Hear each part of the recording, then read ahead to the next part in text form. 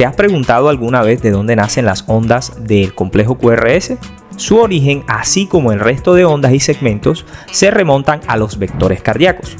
Pero antes de avanzar y explicar de manera sencilla, repasemos una serie de conceptos básicos para poder entender un poco más el tema. Empecemos definiendo qué es un vector. Recordemos que un vector es un segmento de recta que representa una fuerza y que va a contar con tres características principales, y es que va a tener una dirección, que va a tener una magnitud y un sentido o polaridad. Y en el caso del vector cardíaco va a ser la representación gráfica de la actividad eléctrica que genera un flujo de corriente a través de una zona del corazón. Pero para hablar de fuerzas eléctricas debemos remontarnos al concepto de dipolo. Recordemos que un dipolo en una célula cardíaca se forma gracias a que se encuentran dos cargas eléctricas, una positiva y una negativa, durante una ola de despolarización cardíaca. Y el vector lo que hace es representar este dipolo, es decir, esta despolarización o repolarización en su defecto. Cuando una célula se despolariza y miramos el dipolo cardíaco, este va a contar con una serie de características. Va a tener una dirección, una magnitud y un sentido. Y si revisamos las características del vector, pues esto apoya más ese concepto de que el vector representa la actividad eléctrica cardíaca. Ahora bien, hablemos del vector. Un vector tiene su representación gráfica, es una flecha. Esta flecha va a tener una magnitud, va a tener una dirección y va a tener una polaridad. Esta magnitud básicamente hace referencia al voltaje, y mientras más larga sea la flecha de ese vector, mayor va a ser el valor del voltaje o de la magnitud de este vector. También una dirección. ¿De qué va a depender? Va a depender de la orientación o de la dirección de la ola de despolarización. A su vez va a tener una polaridad, y la polaridad va a determinarla la punta de la flecha. Esta punta de la flecha siempre va a ir hacia la positividad eléctrica. Habiendo dicho esto, ¿qué determina la magnitud de un vector? Recordemos que el vector no viene de una sola fuerza, viene de la sumatoria de las fuerzas. Es decir, es una resultante matemática de la sumatoria de estas fuerzas eléctricas que se mueven en una dirección, que tienen un sentido al momento de despolarizarse o repolarizarse una célula. En consecuencia, mientras mayor sean estas fuerzas eléctricas, es decir, mientras mayor cantidad de dipolos se registren, mayor va a ser la magnitud de ese vector. Ahora coloquemos esto en un ejemplo sencillo para que podamos entender esto de la sumatoria de las fuerzas. Nosotros tenemos un balón de fútbol americano. Ese balón de fútbol americano lo pateamos. Eso me va a generar un vector, el vector de la patada. Pero resulta que va a haber otro vector que va a generar una influencia sobre este movimiento del balón, y es el vector del viento. Pero el vector resultante de la relación entre estas dos fuerzas se va a llamar el vector del movimiento del balón o del vuelo del balón, que lo forman la sumatoria tanto del vector del viento como la sumatoria de la fuerza de la patada. ¿Y cómo se registra toda esta actividad eléctrica? Se registra a través de los electrodos. ¿De qué? De las derivaciones. Este electrodo toma toda esa información, la suma y empieza a generar los datos, los cuales van a ser registrados en un papel milimetrado electrocardiográfico en forma de ondas y de segmentos, que es lo que vamos a desglosar en las siguientes partes del video. Así que no te vayas. Ahora sí, entremos en materia. Pasemos del vector al electrocardiograma. Pero primero hay que tener unos principios básicos que no se pueden obviar. ¿Por qué? Porque esto nos va a ayudar a entender un poco más todos estos conceptos. Cómo se grafica un electrocardiograma, ya sea normal o anormal. Primero, si tu vector se acerca al electrodo de una derivación, vas a generar una onda positiva o una deflexión hacia arriba. Si tu vector se aleja del electrodo de una derivación, se va a generar una onda o deflexión hacia abajo. Y el tercer principio hace referencia a que cada derivación proporciona una vista diferente desde su localización de la actividad eléctrica a través de la interpretación del vector. ¿A qué me refiero? Tomemos de ejemplo el vector de despolarización de la aurícula. Este mismo vector va a dirigirse aproximadamente a 60 grados. A estos 60 grados vas a encontrar el eje de la derivación D2. Este vector va a dirigirse hacia D2. En consecuencia, la onda P de despolarización de la aurícula va a ser positiva en D2. Mientras que en ABR, que va a registrar la cola del vector, es decir, va a ver que ese vector se va alejando de su electrodo de registro, me va a generar una onda P negativa. En este punto debe recordar la teoría de los hemicampos. ¿A qué me refiero? Recuerda que si tu vector se encuentra en el hemicampo positivo de la derivación, en este caso D2, me va a generar una onda positiva. Mientras que en ABR, el mismo vector de despolarización auricular se encuentra en el hemicampo negativo de esta derivación y en consecuencia va a generar esta misma onda P, pero con una polaridad negativa. Si quieres saber más acerca de los hemicampos, aquí arribita te dejo el video donde hablo de la teoría de estos hemicampos para que puedas entender un poco más acerca de esto. Sumado a lo que se dijo, debemos recordar el proceso de activación normal del corazón. Recuerden que inicia en el nodo sinusal, va de la aurícula derecha hacia la aurícula izquierda, posteriormente va a pasar a través de los tractos internodales hacia el nodo auriculoventricular, del nodo auriculoventricular va hacia el haz penetrante de His, el cual se divide en dos ramas, rama derecha y rama izquierda, las cuales van a tener unas fibras que son las fibras de Purkinje, que va a llegar a la pared ventricular. Teniendo en cuenta esto, nosotros vamos a hablar del vector tanto en despolarización como en repolarización, y cada parte, en este caso una aurícula, un ventrículo, un tabique, una porción basal del ventrículo va a tener un vector tanto de despolarización como de repolarización, porque cada vector representa una fuerza eléctrica en movimiento, y tanto en despolarización como en repolarización hay fuerzas eléctricas en movimiento. Empecemos con la despolarización de las aurículas. La despolarización de las aurículas va a tener una dirección. Va a ir de arriba hacia abajo, va a ir de detrás hacia adelante y va a ir de derecha a izquierda. Este vector se va a llamar vector P. Este vector P me va a generar la onda P. Va a generar unas ondas P positivas en D1, D2, ABF y de B3 a B6.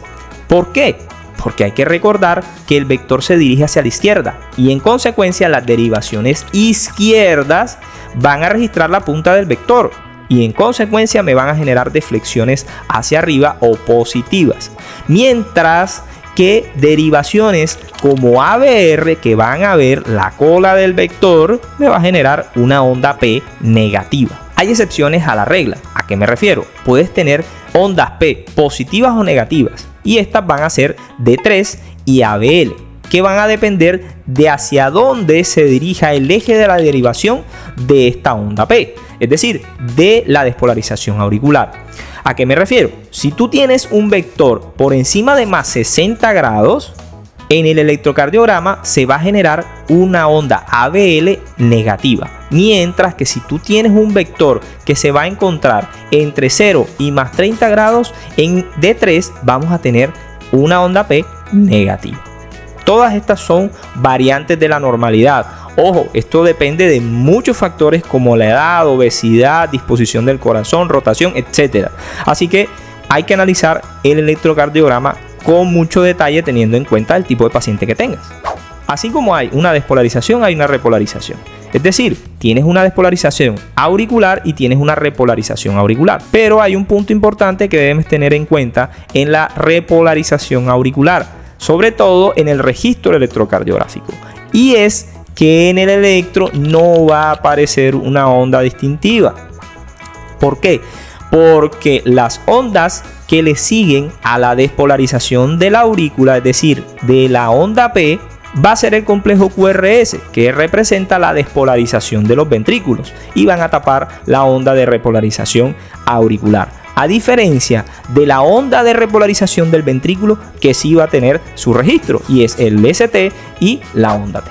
Ya hablamos de la despolarización y repolarización de la aurícula, pasemos a los ventrículos. Los ventrículos van a generar 3 o 4 vectores. ¿Esto de qué va a depender? Va a depender de la bibliografía que usted tome. Empecemos por el vector septal o vector 1. Este vector septal o vector 1 tiene una duración de 0.02 segundos.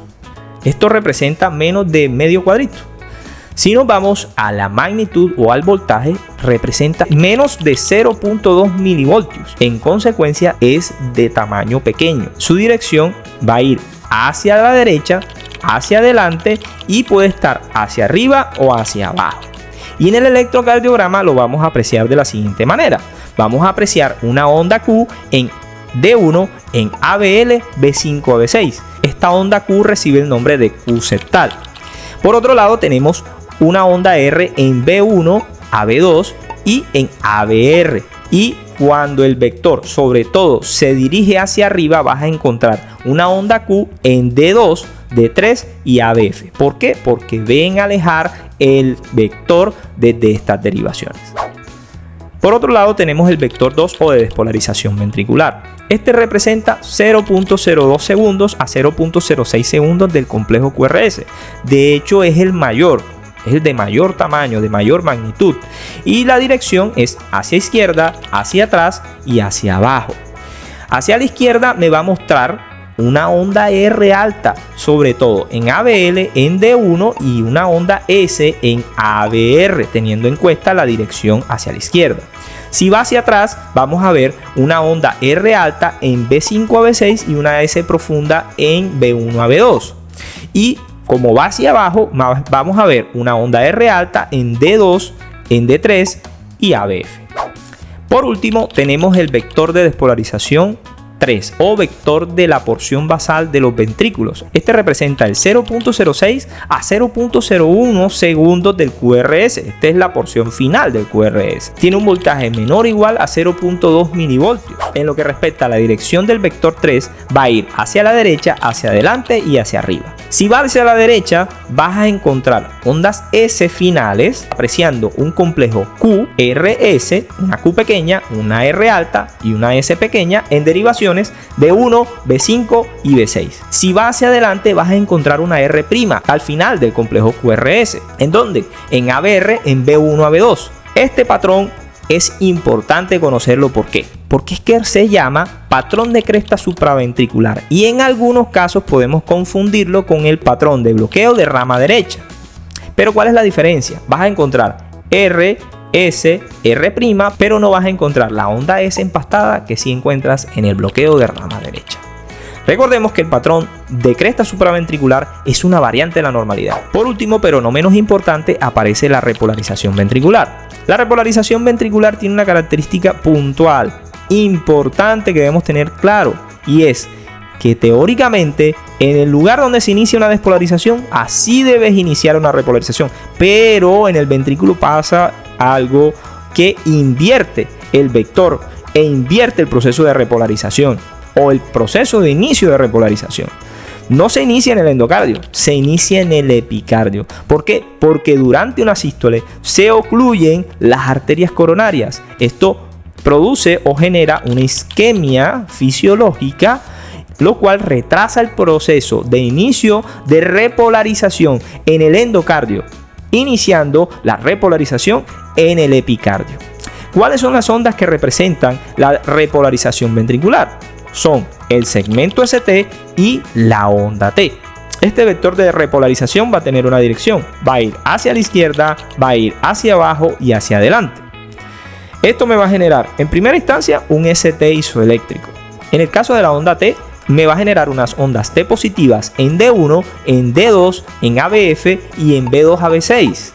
¿Por qué? Por la misma dirección del vector. Recordemos que como se va a dirigir hacia la izquierda, hacia abajo y hacia adelante, vas a encontrar ondas T positivas en el lado izquierdo sobre todo. También vas a apreciar una onda T negativa en ABR. ¿Por qué? Porque ve la cola del vector, ve alejarse el vector desde su electrodo de derivación. También vas a encontrar casos especiales donde puede ser positiva o negativa la onda T. Tal es el caso de B1, ABL o D3. ¿Y de qué va a depender? De hacia dónde se dirija el eje del vector. Si tenemos un eje entre 0 y más 30 grados, tú vas a tener una onda T negativa en D3. Si tenemos un eje del vector entre más 60 y más 90, vas a tener una onda T negativa en ABL. Bueno, hasta aquí llegamos en la clase del día de hoy. Espero te haya gustado, haya sido productiva y te haya permitido entender un poco más sobre cómo se forman las ondas del electrocardiograma. Y esto es un abrebocas a cómo hallar el eje cardíaco. Así que más adelante vas a ver en una clase acerca de esto y vas a lograr entender un poco más y mejor este concepto. Espero haya sido productivo. Recuerda, suscríbete, dale like, dale a la campanita para que recibas notificaciones de nuevo contenido que estemos subiendo al canal. Que sí, ha sido poco, ha demorado un poco, pero ya estamos corrigiendo eso. Recuerda que si eres médico, esto es un video de introducción, no pretende reemplazar la lectura de un libro, así que manos a la obra. Recuerda que si eres paciente, vaya con su médico. Si tienes algún síntoma o alguna situación que implique un electrocardiograma, lléveselo a un experto para que le lea este electrocardiograma. Nos vemos en la próxima clase. Chao, chao.